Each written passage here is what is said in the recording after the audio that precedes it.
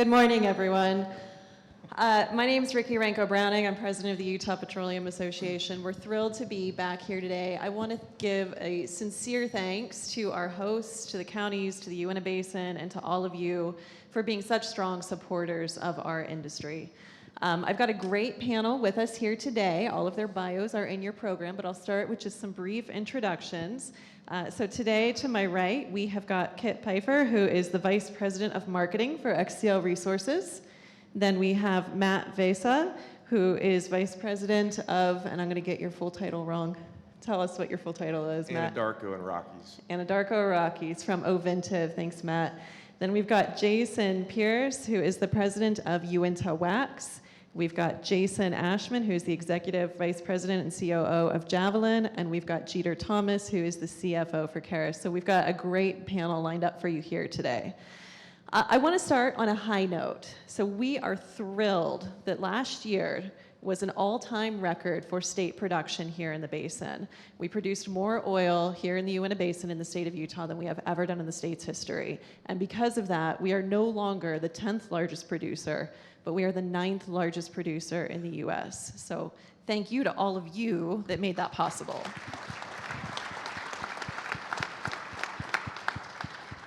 So on that high note, Jason, I'm going to start with you.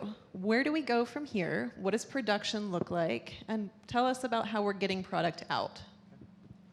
Can you hear me? Yeah, there we go. So as I think most everyone knows in this room, this has been a boom and bust basin for a long time. All of our product has typically gone to Salt Lake City. Salt Lake City can take plus or minus 80 to 90,000 barrels a day of our product that they mix with another 120, 130,000 barrels a day of product that comes in from out of basin. And they refine about 220,000 barrels a day. As this basin grew over the decades, they would bump up against that 80, 90,000 barrels a day. The basin basis would blow out and you would see the rigs go away for a year, go away for a couple of years. All of a sudden there'd be a shortage of our waxy crude in Salt Lake City, and the basis would then get 100%. You'd see the rigs show back up, and it was this cycle, year after year, every couple of years, up and down. Well, over the last 3 or 4 years, us with the guys you see here on the stage and their companies have gone through the process of building a couple of terminals, one that already existed, one that was new when we came into the basin that we're partners with Finley Resources. We bought that terminal, turned it into a rail exporting terminal. Today, between the permits that are active, you've got the ability to export between those two terminals about 70,000 barrels a day. We're producing as a basin today somewhere between probably 140 and 150,000 barrels a day. So that tells you, we've already reached numbers that the basin's never seen. So the boom and bust cycle, we feel, I think everyone on this stage feels like is behind us. We've got the ability to move crude to other places. Today, it primarily goes to the Gulf Coast. There are other markets that really want our valuable crude. There are some that are doing their best to try and get it. But right now, we've got pretty much an unlimited thirst for our wax along the Gulf Coast, where the largest refiners in the U.S. are.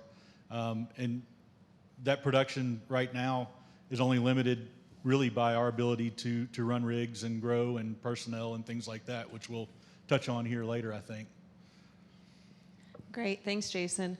I think one important point that you covered that I just want to make sure is really clear is we are railing out today. We have capacity to continue railing out. So we're looking forward to the ability to continue to grow the project. And you said an unlimited thirst for our valuable product. Yep. Kit, let me turn it over to you. Let's talk about that valuable product. What are we seeing from our new customers and our offtake? Sure, is this one working? Okay. So my background is actually on refinery supply before I came into the upstream world, so I've seen how this barrel is valued versus its alternatives. Not to get too technical, but refineries pick their diet a lot like you pick your diet of food. What nutrients do you want? What macros do you want? And our barrel is pretty special in a couple ways. First of all, it's very, very clean. It's super clean food. So there's basically no sulfur, there's very little nitrogen, there's very few metals. So in terms of like processing, the refinery stomach handles it really nicely once you get it into the stomach. The other thing that's really helpful about it is those kind of macronutrients, the big buckets of product that we make out of our crude help these refineries round out their diets versus the other light, sweet crude oils in North America. Most crude oils, other basins, continue to get lighter and lighter and lighter. More and more naphtha, less valuable products. They're kind of choking on that type of naphtha.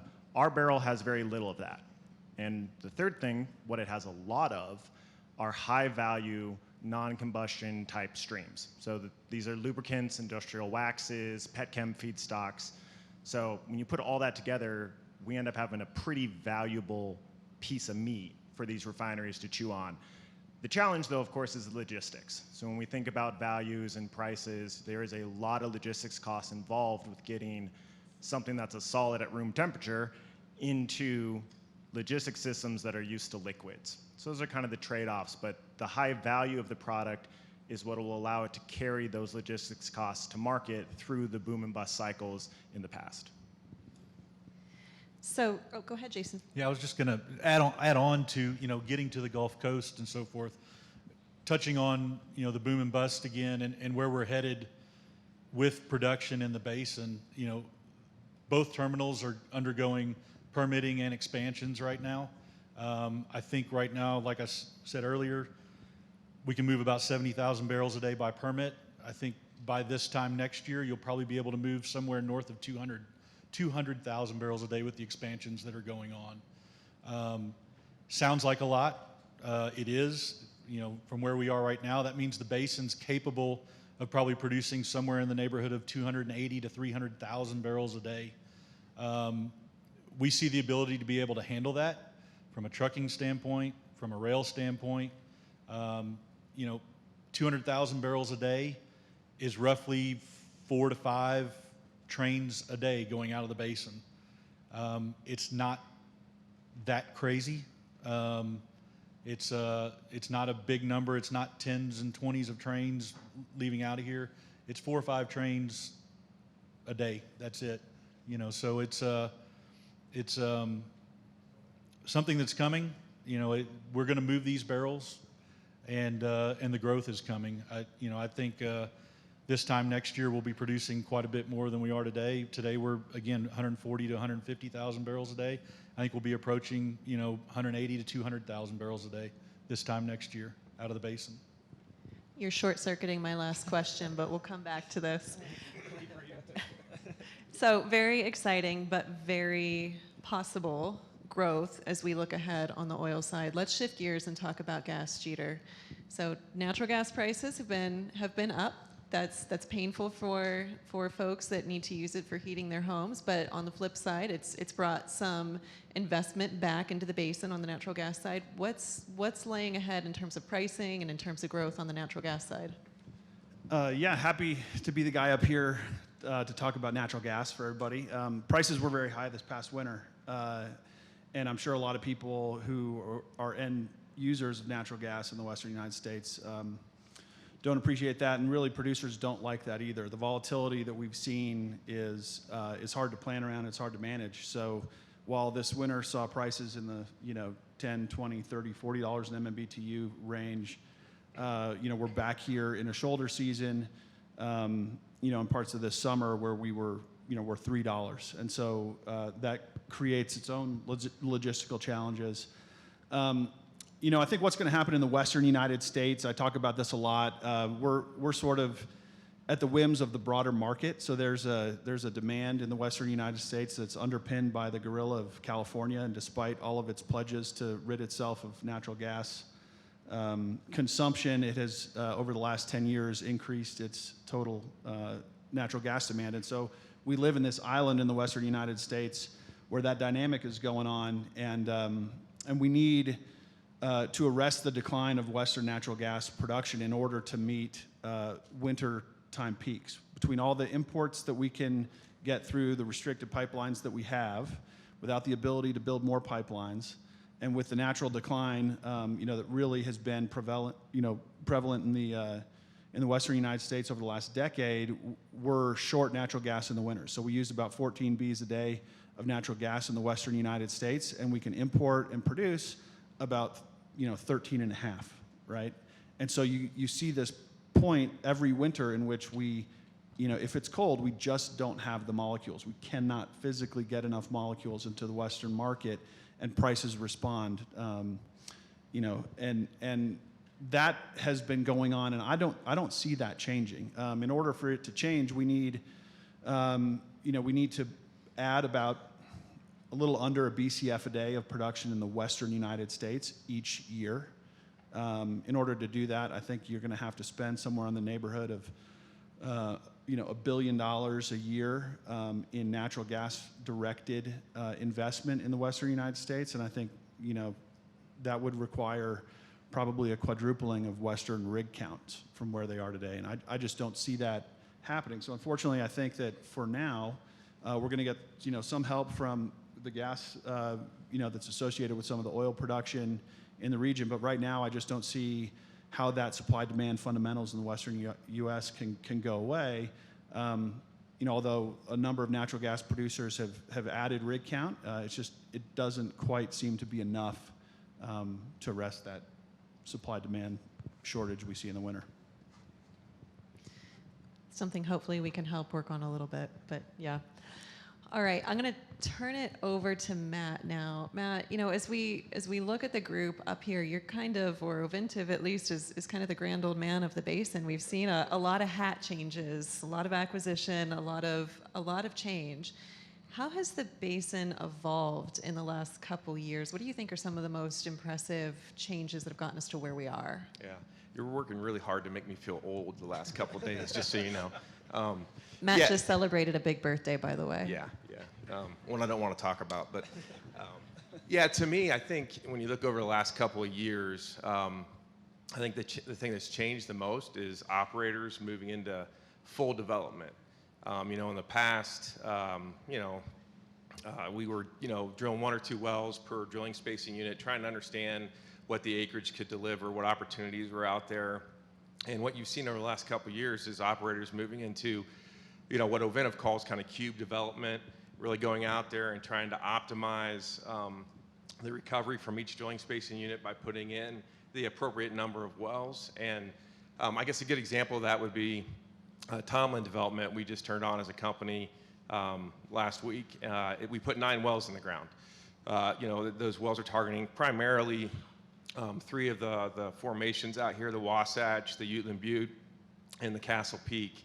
And again, really what that enables us to do is really optimize the recovery of the minerals out of the ground. And so that phase has been very, very important. And it also has helped shepherd in some significant efficiency gains in the operational realm. So when you think about the drilling rigs we bring in, the way they're able to sit on that location and drill, 4, 5, 6 wells, and the learnings they're getting by, going ahead and batch setting intermediates, going ahead and, then drilling out all of the laterals, and the things they're learning as far as like bit designs, motor designs, the mud systems, all of that is being tweaked, and the learnings that are coming along with it are driving some, just really impressive efficiency gains on the amount of lateral length we're able to drill a day. Then you flip over to the completion side. It really enabled us to, just kind of fine tune and make progress on optimizing how we complete these wells, how we stimulate these wells. And again, at Uintah, we kind of call that stage architecture. And when you talk about stage architecture, it's how long of a stage are you going to stimulate at one time? How many clusters of perforations are you going to put in there? How many perforations per cluster are you going to use? What's the orientation? And for us, moving into full development, we're allowed to put a lot of science to work and kind of make better observations about how this is working out and optimize. And then on the facility side, that's another area where once you get into kind of this full development, you can really optimize what you've got out on location. So we're being able to now commingle wells production streams into common tanks. So it really saves the amount of equipment, the size of the location, We're able to, handle, emissions a lot better and be more thoughtful and effective and efficient at capturing those. We're able to put in LACT units, so least automated custody transfer units on these sites, which just make things a lot safer, better from an emissions standpoint, and a lot more efficient. So, by moving to full development, it really has unlocked a lot of efficiencies that we can do across the operations. But I want to point out two things.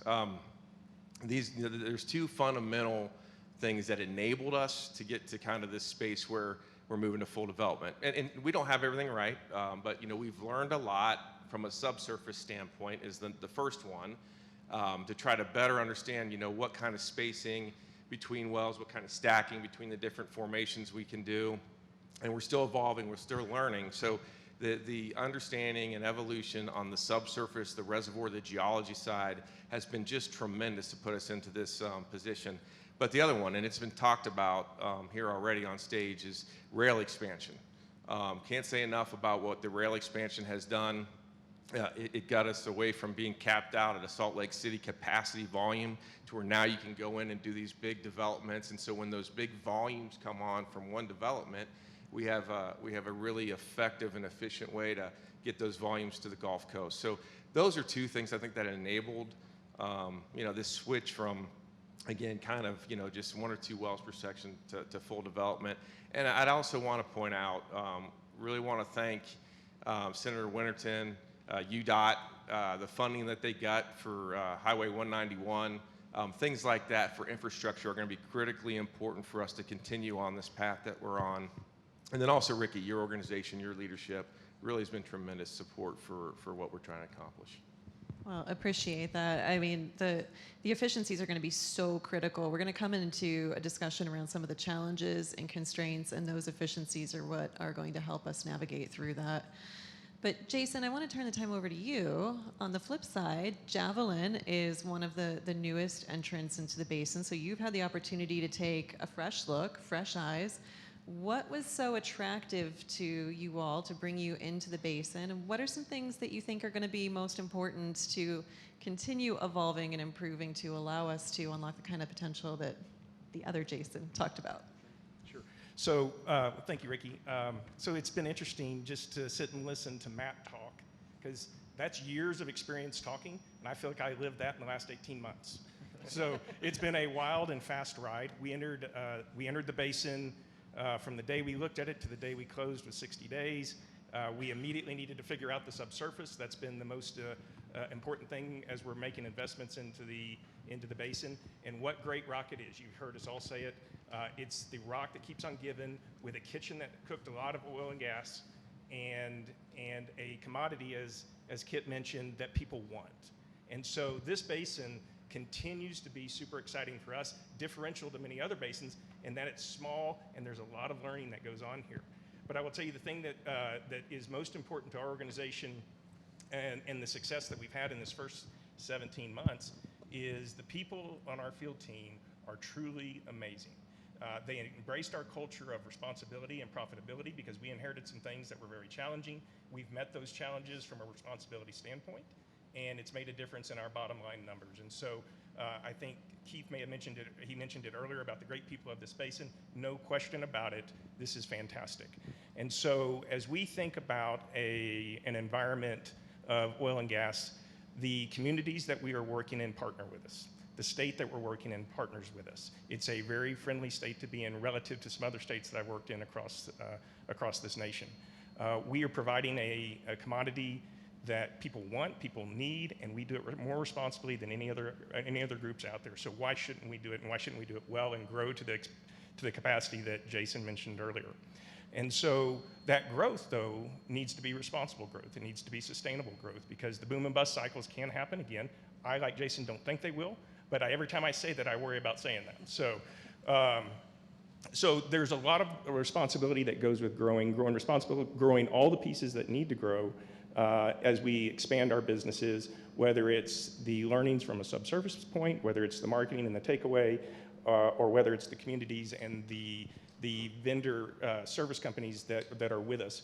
everybody has to grow at the same speed. Otherwise, we create a boom and bust cycle, and we don't want that. That's just not favorable for the industry or for the sustainability of this long-term asset that we have. 100%. So you can tell that we are all very committed, very invested, and very optimistic in what the future holds. And I'm lucky to have all of these gentlemen and these companies on UPA's board. About 90% of the state's production is represented through the Utah Petroleum Association's board. And I would say that we are all very confident that we have, and I feel like I should knock on that table as well, at least from a transportation and market point of view, broken that boom and bust cycle. But Jason, as you pointed out, there are a number of other challenges, so let's talk about some of those. Regulatory challenges are a really, really big one. We're no longer just talking about a moving goalpost. The goalpost is kind of immaterial at this point. The rules of the game are changing so quickly, whether that's from a federal perspective, a lot of changes at the state as well. Other constraints include, workforce, they include supply chain, they include pipelines, gas offtake, the need to electrify. Air quality is a significant challenge, water conservation and reuse. So let's talk about some of those. Jeter Karras was fantastic enough to host a great tour yesterday where we saw a lot of very innovative things that you all are doing on air quality. Can you talk us through a little bit of how you're addressing some of those challenges? Absolutely. So we have the benefit of, I'll call it, of also working in Colorado. So as Jason mentioned, there's some real benefits to Utah, but there's some learnings that we have. I mean, it really is a benefit to come with a different angle and a viewpoint from a regulatory perspective and what we're doing. So we have a very robust air team. Some of them are here, and I'm really proud of our EH&S team. It starts with human capital first and foremost, and that's how it started at Karras. Also, our sort of entrepreneurial spirit is one of our core values, and we had some folks say, look, I know ways in which we can replace certain pneumatics, certain things, and we endowed them with capital to go try these things and try them out. We've done some really innovative things along pump replacement, replacing pneumatics, just to kind of paint the scale of this problem and what Karras has. We have about 35,000 pneumatic devices across our company. Okay, those are all going to have to be repowered in the coming years. That's a Herculean task, and so we are really piloting over 10, 15 different technologies to help us with that. Every site is different, whether you have access to power, whether you have sun that you can leverage with solar. Here in the Uintah Basin, we replaced a number of our heat trace pumps with solar electric pumps. This is 100%, taking a working, perfectly good device, but it is designed to emit methane and volatile organic compounds. And so we decided that we would replace those perfectly good pumps with ones that have zero emissions. One of the challenges that we found here in Utah, while I mentioned it's such a great place to work, one of the challenges is that pollution reduction effort by us. We've been unable to get a sales tax exemption for those products, which under statute we believe is owed to all of us as we do things, as we install equipment that is designed to reduce and eliminate air emissions. You don't have to pay sales tax on that in the state of Utah. Well, that's been denied for us, and that's something that we're going to vehemently, pursue, because it's important that as we think about this task, every company in here that owns and operates wells that has pneumatic devices is probably going to have to repower them and figure out how to reduce the emissions from our operations. And as we do that, there's a lot of federal dollars that will flow through states to be delivered to companies that are endeavoring to do that kind of thing.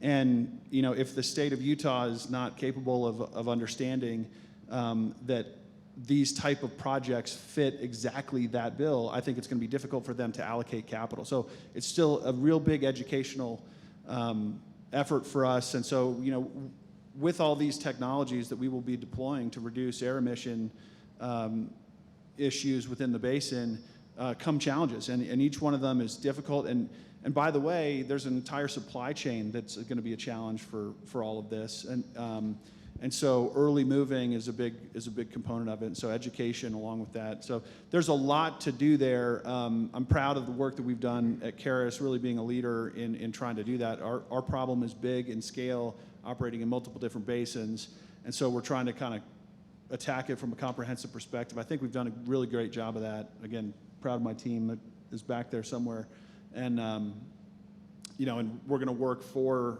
the other producers here to help educate a lot of the lawmakers and make sure people understand some of the challenges we have and how they can be helpful. Yeah, so just one more thing, and Jeter, great job on the work y'all are doing, because that's really impressive. And one of the things that is really different about this basin, and it's the smallness of this basin, is that how much we learn from each other, particularly in this emission space. And so, I mean, I run into these guys every month, and there's a conversation that we have about improving the basin overall, and that is not like any other basin I've worked in. So I just wanted to add that because you reminded me of it. Yep. Absolutely, and that's a perfect segue. I'm going to take the moderator's prerogative here and ask to throw a few slides up for a minute. You gave me a great segue on air and cooperation and getting out ahead of things. So you all know that the basin has a non-attainment challenge. And so UPA came together in 2021 to create a program called Latch the Hatch. For those of you that were here last year, it was our first opportunity to kind of report on metrics of that year one. And I wanted to give a quick update on our year two metrics. We recognize, each and every one of us up here recognize that in order to continue to grow the basin, we need to decouple our emissions from our production growth. That is going to be absolutely critical to address the air quality and the regulatory challenges in front of us. And so we've grouped together, and we've got some really impressive metrics I'm incredibly proud of up on the screen here. We've got 9 participating companies now in this program. This is a voluntary program, but it is a firm commitment. So I'm going to use the diet analogy as well. It's basically a menu. It's a menu of investments, operational changes, equipment installations that our operators can self-select to commit to do. So voluntary commitment may sound a little bit like an oxymoron, but that's exactly what it is. These are our year two metrics that you're looking at on the screen up there. There was a mention about LACT units. We've put in 52 LACT units. That is incredibly impressive. That means we're not even opening thief hatches. You know, 2 years ago when we started this program, thief hatches were a critical component. We needed to keep thief hatches closed, hence latch the hatch. We've evolved well past that, and we are doing so much more. You see, we've replaced almost 7,000 gaskets. That significantly reduces leaks of VOCs, which are one of our ozone precursors. We've involved our hauling companies and our contractors and make sure that we have shared responsibility, shared education on the importance of these issues. Tank isolation valves is another really big one. Flyovers, leak detection and repair, immediate repair is a really big issue. We've completed 9 flyovers in the last 2 years. And if we go to the next slide, I won't go through all the metrics, but you can just take a look. Year over year increases in terms of investments that these operators are making today, real investments to improve air quality here in the basin. And most of this is all voluntary and ahead of regulatory requirements. We're doing the right thing to ensure that we are being responsible of our air quality here and being responsible towards our ability to continue to develop this basin. So I just want to give these folks a huge round of applause for the commitments that they've made.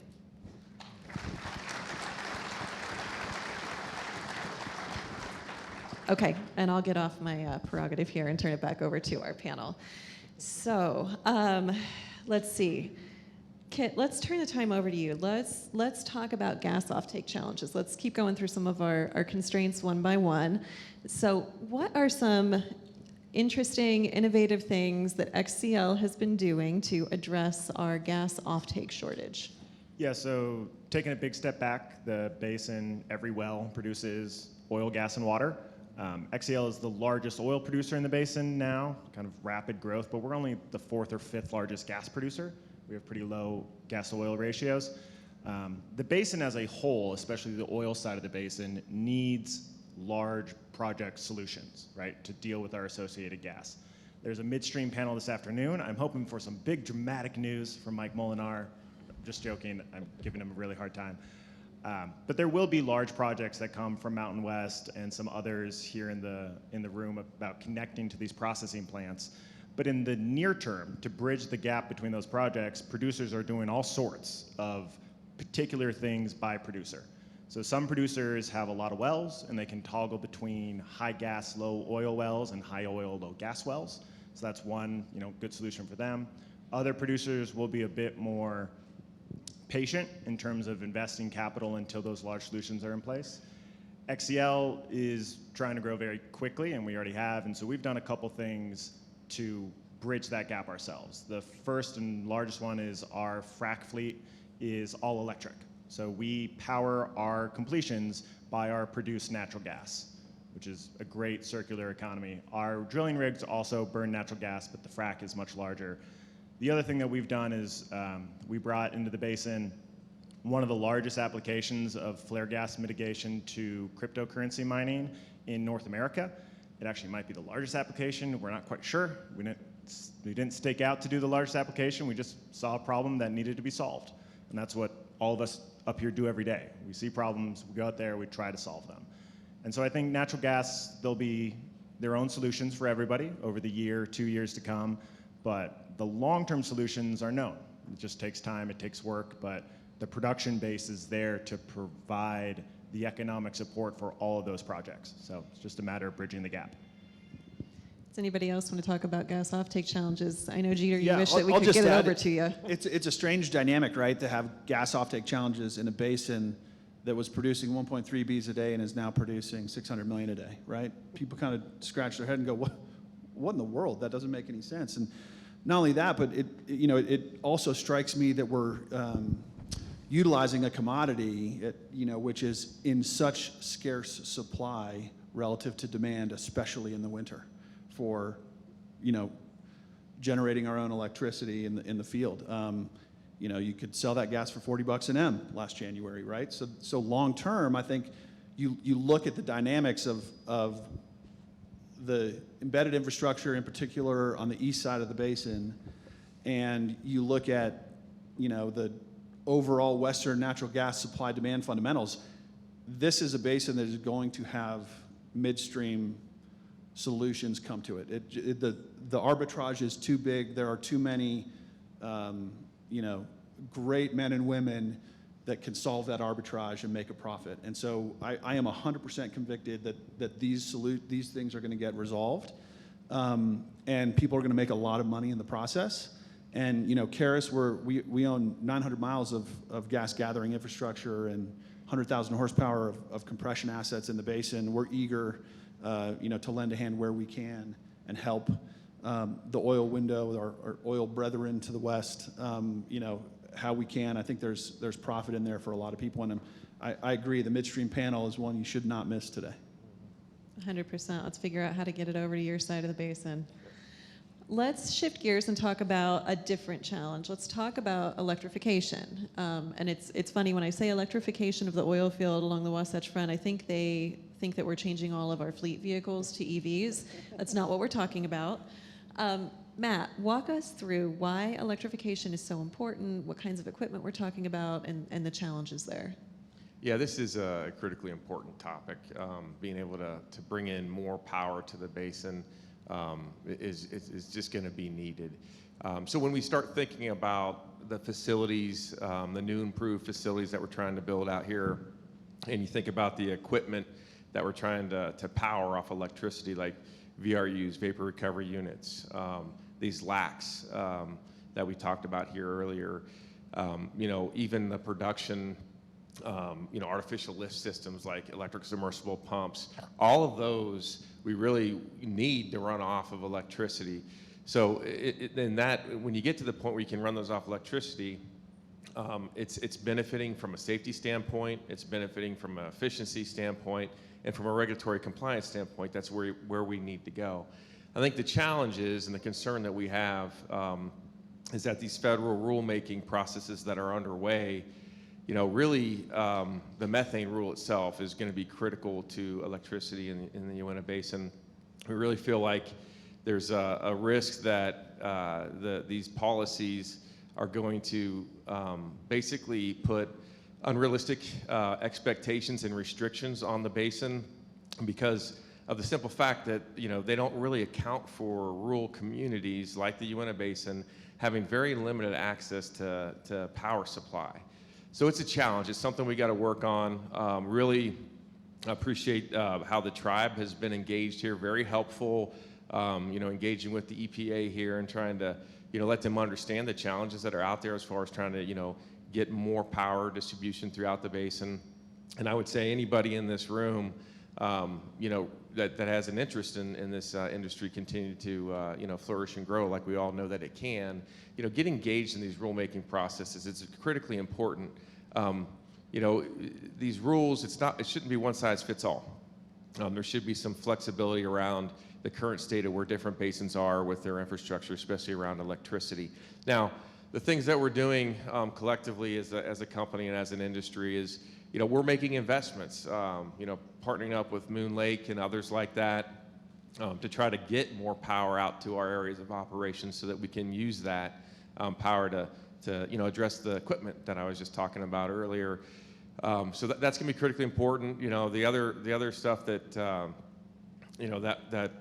we can do is just provide long-term power demand trends to folks like Moon Lake Electric. We do that for our oil production. We put these forecasts out of where it's heading, our gas production, our water production, so that we can adequately get ahead of all the infrastructure needs that we think we're going to have. I think, now our company is really focused on, hey, what is our demand for power going to be, and be very transparent with the providers out there of here is the forecast. This is a tangible, realistic forecast. We need your support, your effort to go ahead and put plans in place for these long lead permitted type of projects to get the appropriate power out there. Yeah. And we're happy and appreciative to have a good partner in Moon Lake. That being said, I think Yankton has educated all of us on some challenges that they're facing in that regard as well. So it's a cooperative effort. We're getting creative. We're working on other solutions. Jason, anything that you guys want to talk about that you're doing? Sure. I'll speak a little bit for not only Uintah Wax, but a little bit for Finley Resources, who's our partner in the Uintah Wax asset.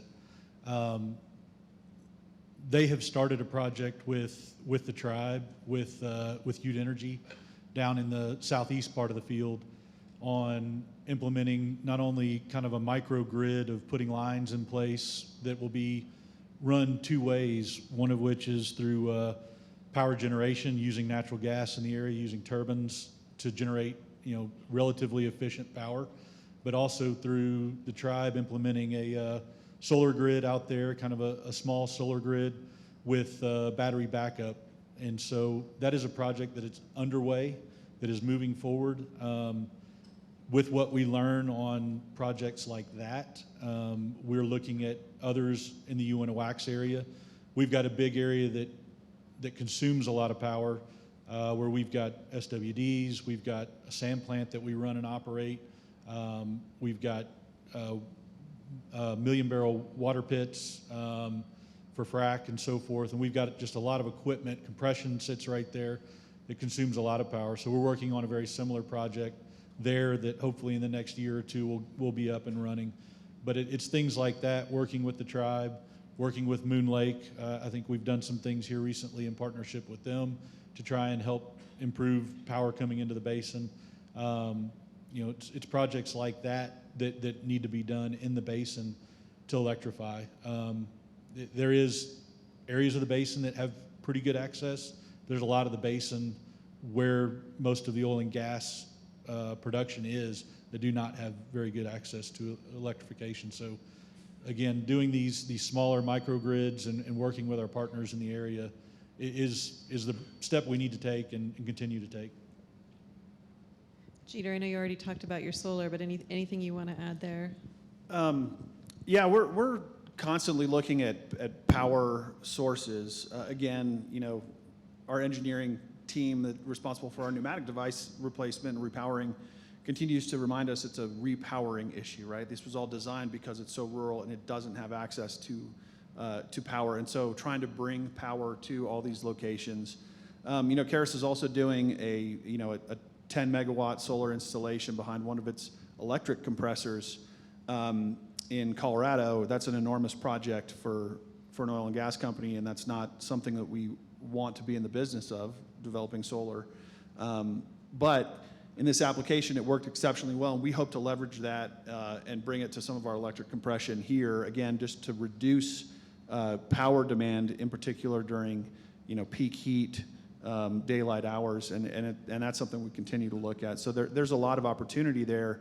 Again, it's just going to be bit by bit by bit. You have to build out power to a basin that just really hasn't had to use large-scale grid power before, and the demand from a regulatory perspective is there. You have to do it. This is 100% the way of the future in this basin, and so a lot of little projects to do it. We hope we have a couple of them in there. Other challenges, do we want to talk workforce? Do we want to talk supply chain? Do we want to talk water recycle? Jason, Kit, let's turn the time over to you. What do you think are the next big ones? I mean, I'll jump on water real quick since I've already talked about oil and gas, so I'll just finish it off. The water question in the state is, I think, an increasing topic of discussion. A lot like natural gas, what XAL has done is create as much circular economy in our water as we can. We can use our produced water in our fracs, which is pretty rare from shale basins in the country. Not a lot of them can do that. So we recycle about 80,000 barrels a day of our own water. About 3.3 million gallons a day is just recycled on our own process through the large pond we have and the frac jobs. So there's a lot of incentives for producers to do those things and come up with these creative water solutions. I think as we produce more water in the basin, we'll be able to do some larger scale, interesting kind of recycle projects or maybe some ag applications. But I think the thing I'd highlight with all the challenges we talked about is, and you're hearing it a lot, it's regulatory. It's what are the rules of the game? Are those rules actually being enforced? From emissions control devices not being considered emissions control devices to changes live on the ground in terms of permits and water. And then the other thing that I'd highlight is our tribal partners. The most important stakeholder in the basin is our tribal partners, and we just want to understand what are the rules of the game, how can we help provide this resource and value to those parties. And a lot of it is just communication, and it is a two-way street. I think you're exactly right, Matt, that we need to be more engaged. We need you all to help us be more engaged in these conversations, because the basin and the industry as a whole hasn't done a great job of standing up for ourselves historically. And I think that's something we're finding we need to do a better job of. Yeah, well said, Kit. And I think water, I agree wholeheartedly with you. Water is a real opportunity for this basin in a scarce environment. So lots of good things to come. We have a different opportunity there because we have a huge pipeline system. So we didn't have to build a big pond. All we had to do is just connect to our saltwater disposal system and utilize that for fracking. So that's been fantastic. But what I think you should hear across all of this panel is the amount of creativity that's going into making this basin great. It is absolutely incredible the things that are being done that not only help one operator, but help all operators. And what I want you to hear is this group is absolutely committed. What we need to make sure is that we are still committed at the community level and the infrastructure level, because as we continue to grow, we will strain the community. We are going to strain the roads. And I really applaud Senator Winterton for the work he's trying to do to secure some of the severance tax for the road repair here in the local communities. That's going to be great. It comes up this spring in session. So what we want everybody in the room to know is this is a great small basin. We have to work together and grow together to make this sustainable. And that should be the message you hear loud and clear, that this group is committed. I hope you are as well. Absolutely. I think that's the perfect wrap up of, we are lucky that this group of producers is able to come together and coordinate in the way that they do. But we also need to be honest with all of you, with the community, that there are growing pains that we are going to have to work through. So have patience with us, communicate with us, let us know, and we are committed to navigating those together with you. I want to leave some time for question and answer, so I'm going to ask each of you one last question, and this is being recorded, so we can go back and check who's closest. I haven't come up with a prize yet, but it'll be something good. We talked about what production growth looks like. Let's look at 2025. 2024 is too close. That's a little bit of a cheater. Where are we with oil and gas in 2025? What's our wager? What's our production level? Kit, I'll kick it off to you first. I have to go first. Sorry. Okay, end of 2025, I think oil production is about 200, and I think gas is probably about 700. Those would be my numbers. And I guess I should caveat that. I mean, the road, trucks, trains, terminals, gas takeaway, you know, all that stuff just takes work. We know how to do that. You all know how to do that. That's the work we do day in and day out. If the regulatory picture, both state, tribal, or federal, jeopardizes that, those numbers are in true jeopardy. Yeah, I would just say this is kind of like when you're asked about what oil price is going to be in the future. That's a game that, you know, most people are going to lose. If they could win at that, I'd probably be sitting at some beach right now as opposed to up here, because the oil price is going to dictate. To your point, Kit, like, you know, does activity stay at the same clip? Does it increase? Does it decrease?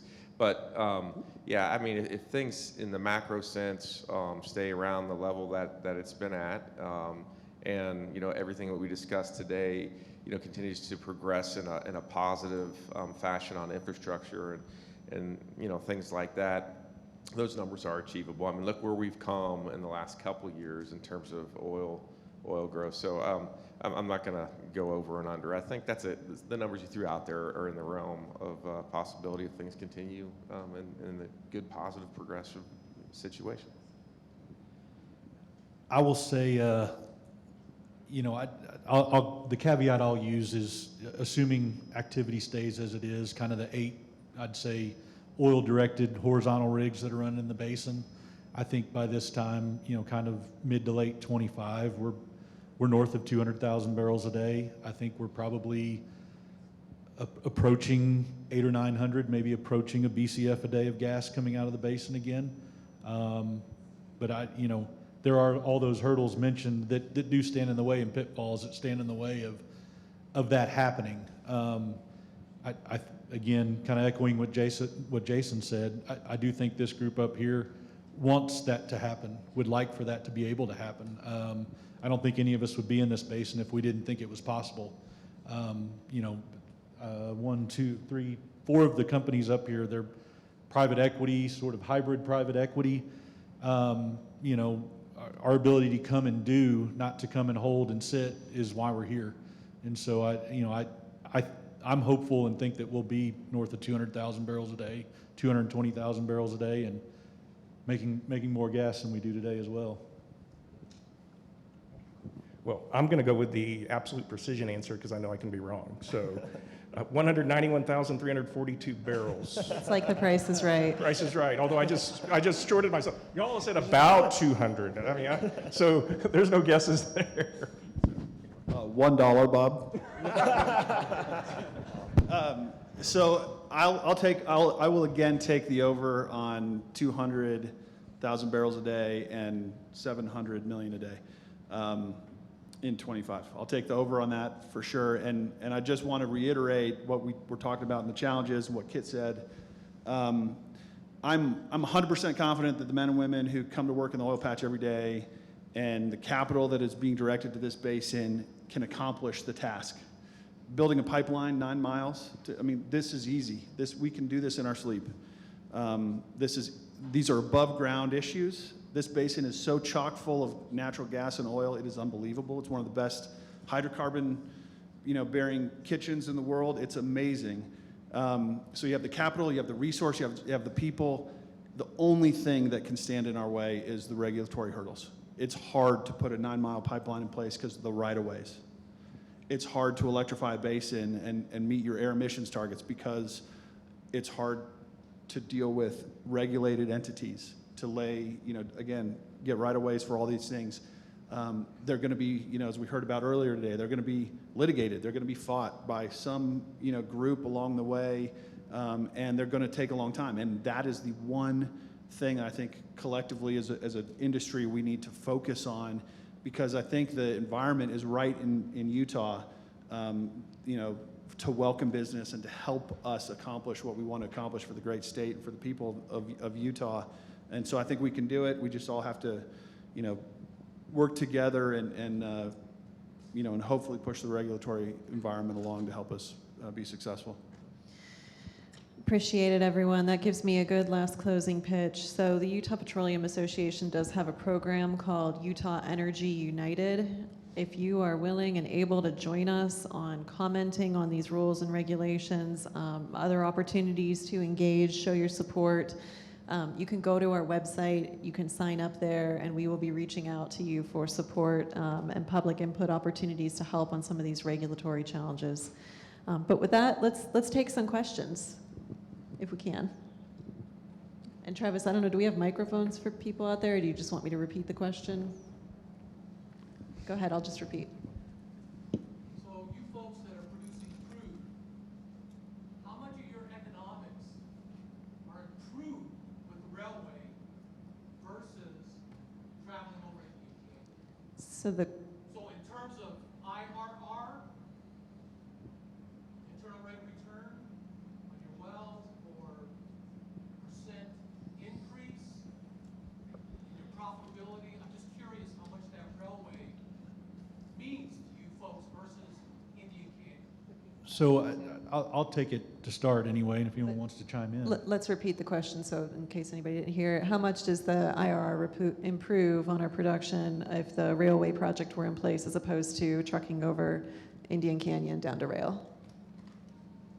I don't know that there's a IRR benefit necessarily. The benefit is that we're all running 8 rigs. We're all running, 10 rigs, 12 rigs. We've got the ability to do that. There's a discount to go by rail relative to Salt Lake City. Over time, I think those come together, but there's a discount today relative to Salt Lake City. It's not an improvement, but I wouldn't be able to run a rig if we didn't have that rail export. We wouldn't all be able to run a rig. We could probably look up and, well, really where we are right now at 140 or 50,000 barrels a day, we'd all have to shut in for the next probably 3 or 4 years to get back down to 80,000 barrels a day and 90,000 barrels a day. And then it's a debate over who gets to run the 1 or 2 rigs that keeps it flat, So it's not so much I'm getting a better IRR for it. It's we all get to participate, and we all get to make money doing this here in the basin. Thank you. Yeah, well, what I'm really curious is how much that rail from Mike to Price Yeah, I'll address the UBRY. versus trucking it. It doesn't. We've seen that the rail freight indications are competitive with trucking rates, which is how economics tend to work, right? You want to be equal to your alternative.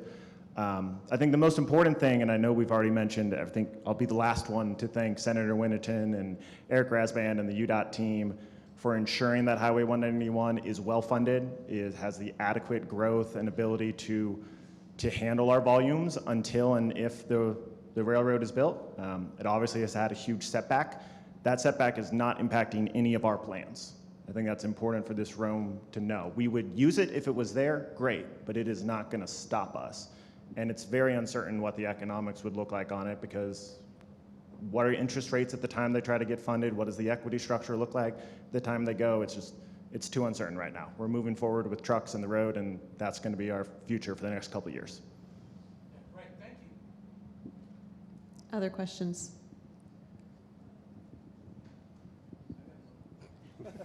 So with regard to your tank program, have you folks quantified the emissions that you reduced? In regard to Latch the Hatch, have we quantified the emissions?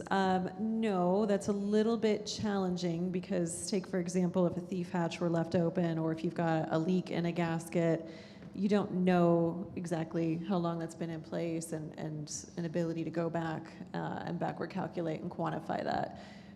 This is as close as we can get on quantification of the metrics. I will say USU, and Dr. Seth Lyman is here today, has been doing a great job in terms of modeling as well as kind of working with the monitors that we have in the basin to understand how VOC and NOx, which are our main ozone precursors, are changing as production changes and trying to do some very complicated air chemistry work to help us understand where do we need to be best focusing our efforts? Do we need to reduce VOC? Do we need to reduce NOx? What's going to make the bigger bang for the buck in terms of reducing ozone?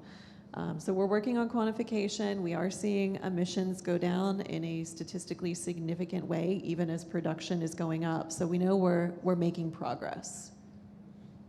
Great, thank you. Yes. What's the cost of production in this basin as compared to other basins? How do our production costs compare to other basins? I guess I can take that. You know, Uintah, we got assets in the Permian, we got assets in Oklahoma, we got assets up in Canada, you know, so all over. I would say the like direct operating expense, you know, from this basin is extremely competitive, right in line with the assets like in the Permian. It gets back to some of the discussion we were having earlier, the discount that we get paid on WTI because everything we just discussed. Having the T&P, the transportation, you know, cost to get the oil to market is higher than in other basins. But yeah, from an OpEx standpoint, team does a great job here on the ground. I know all these guys, their folks are just doing a tremendous job making sure we're doing what's right, being a responsible operator, and trying to do it as efficiently and cost effectively as possible. They do a great job. One more question. This is for Kit. You mentioned something about capturing some of that flared gas, using it for Bitcoin mining. Are you doing that in-house or using a third party? So the question is the Bitcoin mining that I mentioned, or the cryptocurrency flare gas mitigation, are we doing that in-house or third party? It's third party. It is on XCL land. It's, you know, a pad that we used to frack with. We're obviously very tied into those operations, but it is a third party managed. Any other questions? I would just like to make a comment as a commissioner of Uintah County. I think I can speak for commissioners in Duchesne County. That, you know, I'd like to, you know, make sure you guys know that we know where our economics is, and it's in the oil and gas industry. And we appreciate you being here. We want to be a strong support for you guys. Appreciate what you're doing and what you do in our communities, the jobs and what's created out there. And we do appreciate it, and we are behind you guys and want to be a strong support for you. Thank you. Yeah, thank you, and we appreciate that support. Yeah, thank you. Likewise. Thrilled to be here. Thank you.